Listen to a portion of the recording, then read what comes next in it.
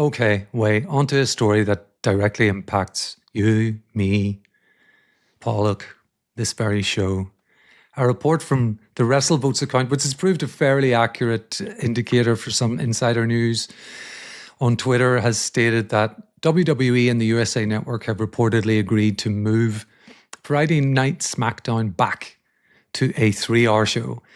The change won't be immediate. It's reportedly set to begin on January 2nd, 2026, with a show in Buffalo, New York. So maybe Thurston will be there. Who knows? No, you'll remember. I highly doubt that, but you never know. Who knows?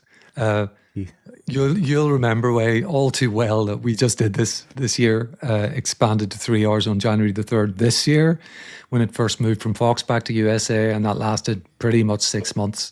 The show reverted back to its 2-hour slot on July 4th. I can't believe we did that for 6 months. Wow. Yeah. Okay. Yeah. The era of the tag team division and full entrances.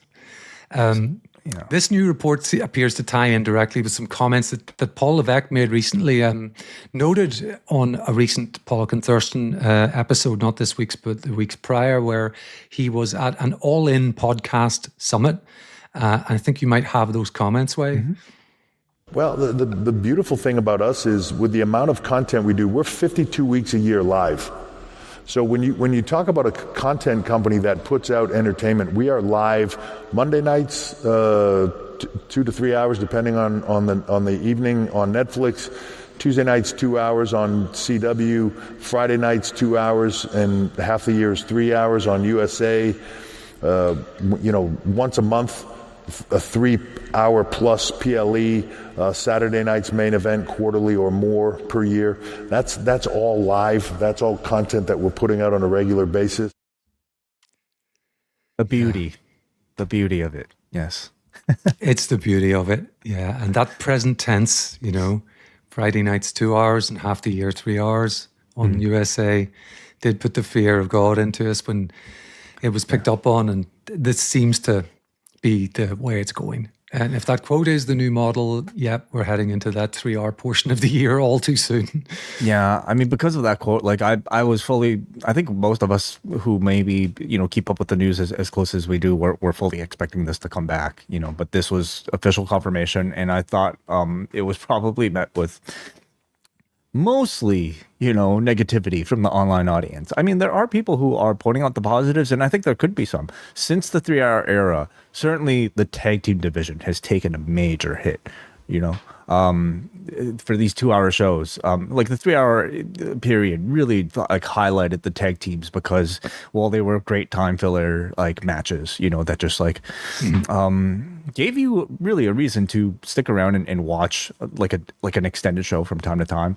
I think they're probably all grateful for maybe having that again.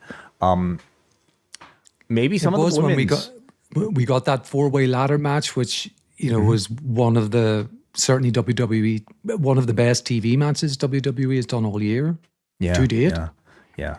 You also hope that, of course, the mid-card women on SmackDown who are just I would say up and down, even the what's going on with what had been a Tiffany Stratton title run. I've been less than impressed with all of that from a storytelling perspective, and so you hope that this means more spotlight, more storyline development, more character development for all of them. But I gotta say, man, SmackDown has been by far the weaker show of the two on Raw, and if it's the quality of writing that we are seeing on that show expanded to 3 hours, I'm not looking forward to this. If it somehow means they added however many minutes, improves the quality of the writing, improves the quality of the storytelling, then I'm actually not so against this. I don't know about you, Neil, but for me, you fall into a pattern and you're fine. At least from my perspective, you just kind of deal with it. So I'm not as bothered by it. John, I think, will have a very different reaction for these Friday night shows. Yeah, I agree with you largely, Way. I did quite a few of those 3-hour SmackDowns with you, and I was just a bit more strategic about watching it. I was not watching the commercial break parts of the matches. I would start the show later and try to manage it that way, just to cut the timing down a little bit.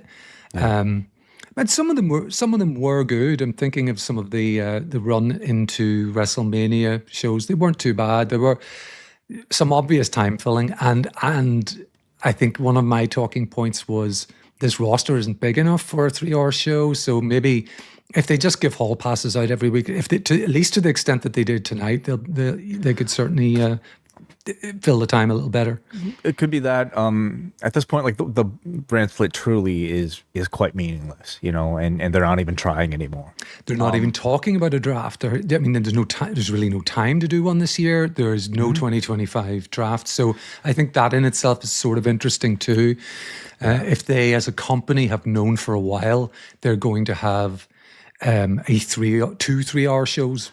Why? But why do a draft when you throughout the year are doing these call ups? Like Lash Legend just got called up. I could see Trick Williams coming in very, very soon. So if it means more time for talents like that to like freshen up the show, then okay, I'm willing to give it a chance. I just hope it's a better quality show than what we've been getting lately. So, and I also hope, of course, that the US Title Challenge will continue. I hope it means like we get a great kick-ass like tag team match once a week that gets enough time. And I hope for the women like to get a pretty decent feature and showcase match at least once a week too.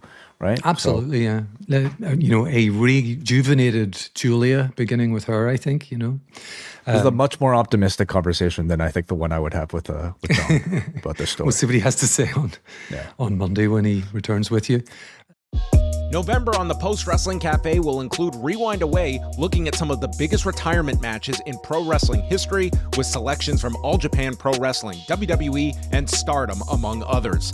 Plus, we'll have reviews of TNA Turning Point, UFC 322 from Madison Square Garden, and the Tanahashi Final Homecoming. John and Wei will be taking all of your questions on this month's installment of Ask Away, and John gets together with Brandon from New Jersey for a Season 4 retrospective of 90210. All that and so much more. Join now at postwrestlingcafe.com. $6 gets you in the door.